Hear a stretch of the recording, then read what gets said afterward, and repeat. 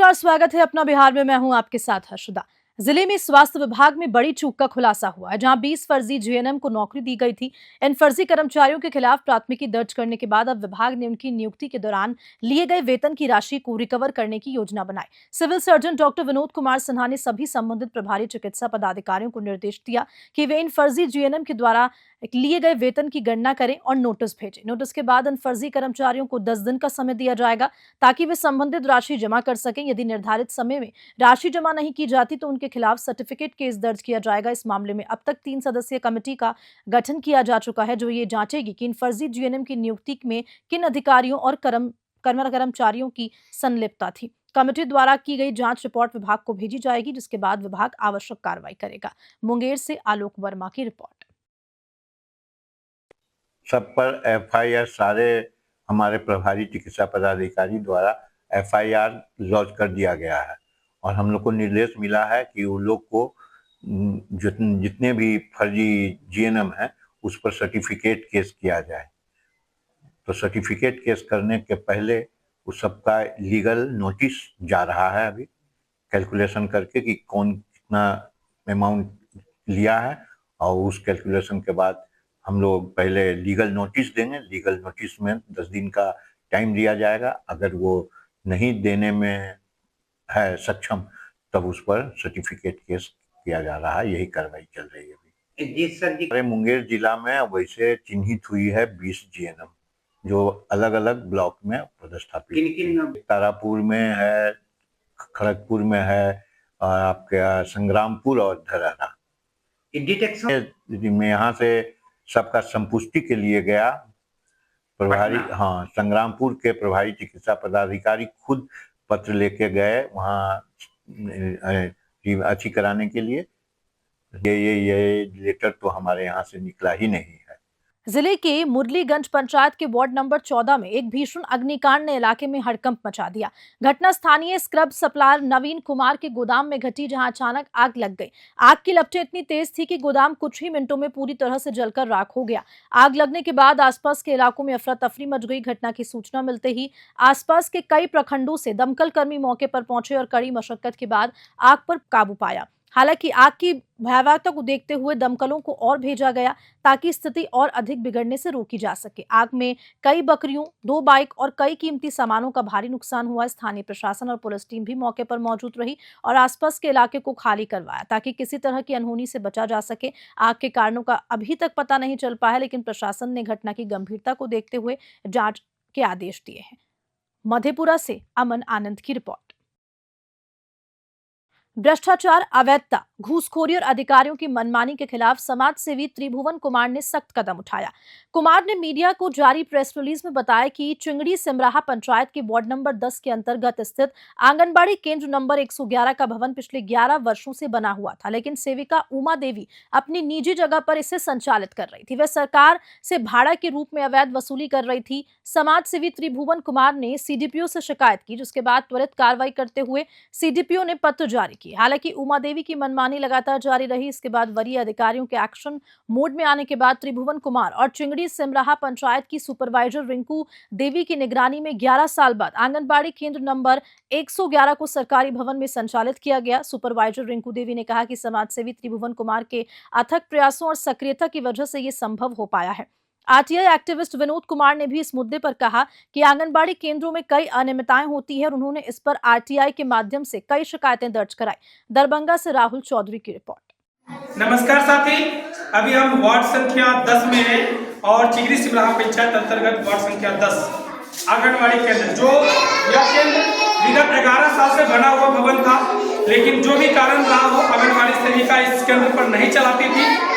इस पर हमने अपनी सक्रियता सजगता दिखाई और सीडीपीओ सर और मैडम को पास इस तरह के बिंदुओं की जानकारी दी।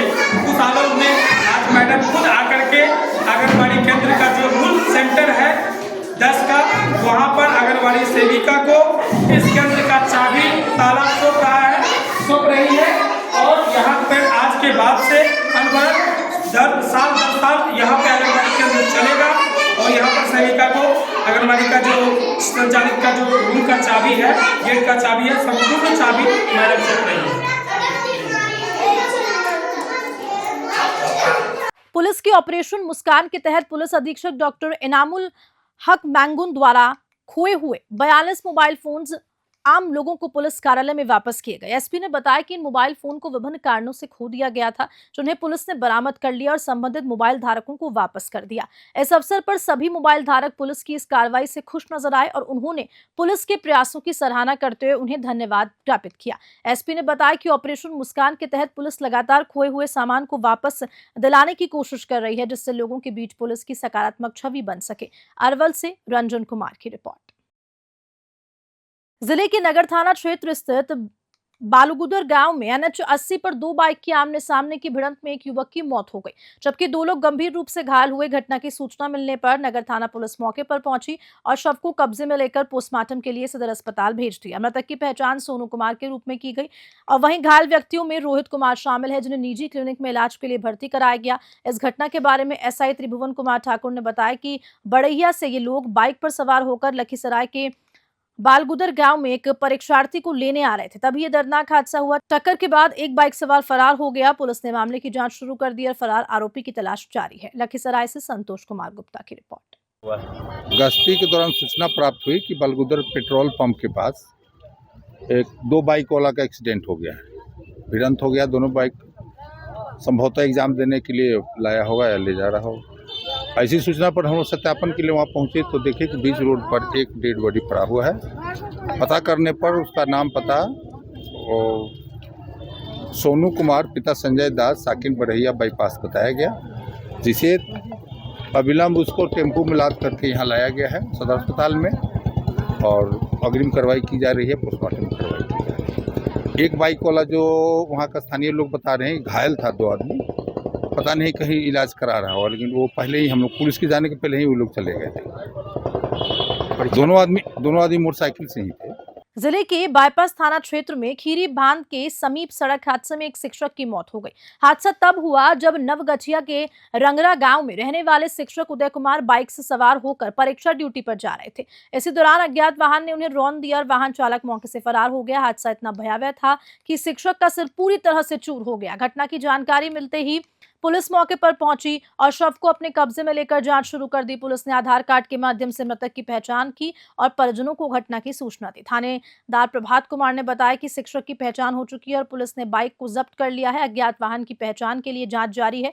शव को पोस्टमार्टम के लिए भेजा जा रहा है। घटना के बाद परिजन रंगरा से भागलपुर पहुंच रहे हैं। भागलपुर से राहिल सिद्दीकी की रिपोर्ट। जिले में मोटर वाहन दुर्घटना दावा न्यायाधिकरण कार्यालय का उद्घाटन किया गया। ये कार्यालय शाहाबाद प्रशिक्षित के 4 जिलों के लोगों के लिए राहत की खबर लेकर आया। इस क्षेत्र के निवासी सड़क दुर्घटनाओं से संबंधित नन हीट मामलों की सुनवाई यहां करवा सकेंगे। इससे पहले ऐसे मामलों के लिए लोगों को पटना जाना पड़ता था, जिससे उन्हें बहुत परेशानी होती थी।